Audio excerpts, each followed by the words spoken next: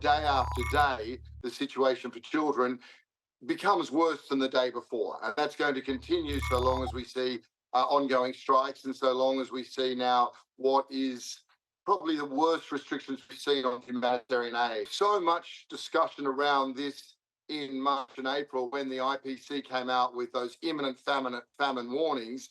And then there was a real push to have new routes and access points open. We've seen an absolute reversal of that. Ever since Rafah closed in May, we've seen consistent entry points blocked. We know now the North hasn't had any food aid at all coming in all of October, and there's a great lack of access routes and roads and security in Gaza. So cumulatively, today is worse than any other day, and if it continues like this, restrictions continue to be placed by the occupying power and the bombardments continue. Tomorrow, as hard as it is to imagine, tomorrow will be worse for children than today.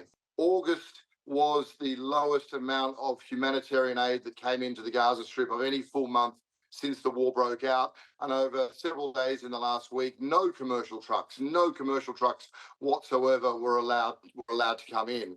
So children now have multiple deprivations, having moved many times, now living in 85% of the Gaza Strip is now under some form of an evacuation order. So now living in conditions that are essentially unlivable.